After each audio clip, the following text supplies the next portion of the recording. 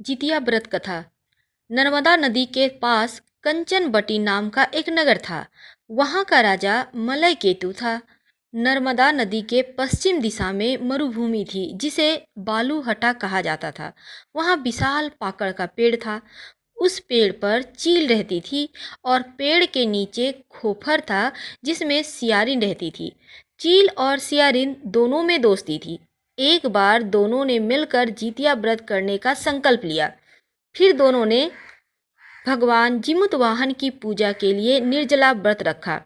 व्रत वाले दिन उस नगर के बड़े व्यापारी की मृत्यु हो गई। अब उसका दाह संस्कार उसी मरुस्थल पर किया जाना था। काली रात हुई। घनघोर घटा बरसने लगी। कभी बिजली कड़कती तो कभी बादल गरजते। तूफान आ गया था।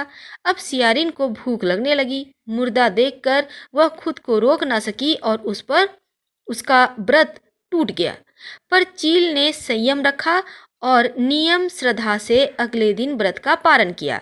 फिर अगले जन्म में दोनों सहेलियों ने ब्राह्मण परिवार में पुत्री के रूप में जन्म लिया। उनके पिता का नाम भास्कर था।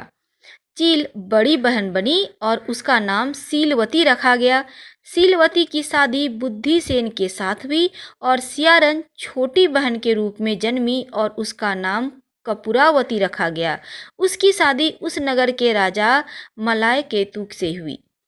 अब कपूरावती कंचनबटी नगर की रानी बन गई और भगवान जिमुतवाहन के आशीर्वाद से सीलवती के 7 बेटे हुए। पर कपूरावती के सभी बच्चे जन्म लेते ही मर जाते।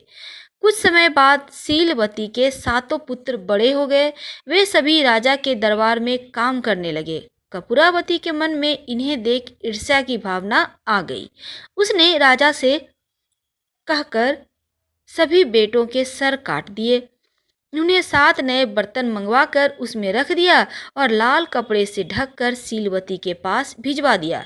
यह देखकर भगवान जिमुतवाहन ने मिट्टी से 7 भाइयों के सर बनाए और सभी के सिर को उनके धड़ से जोड़कर उन पर अमृत छिड़क दिया। उनमें जान आ गई। 7 युवक जिंदा हो गए और घर लौट आए। जो कटे सर रानी ने भेजे थे वे फल बन गए। दूसरी ओर रानी कपूरावती बुद्धिसेन के घर से सूचना पाने को व्याकुल थी। जब काफी देर सूचना नहीं आई तो कपूरावती स्वयं बड़ी बहन के घर गई। वहां सबको जिंदा देखकर सन्न रह गई। जब उसको होश आया तो बहन को उसने सारी बात बताई। अब उसे अपनी गलती पर पछतावा हो रहा था। भगवान जिमुतवाहन की कृपा से सीलवती को पूर्व जन्म की बातें याद आ गई। वह कपूरावती को लेकर उसी पाकड़ के पेड़ के पास गई और उसे सारी बातें बताई। कपूरावती बेहोश हो गई और मर गई। जब राजा को इसकी खबर मिली तो उन्होंने उसी जगह पर जाकर पाकड़ के पेड़ के नीचे कपूरावती का दाह संस्कार कर दिया। बोलो जिमुतवाहन भगवान की जय। हर हर महादेव।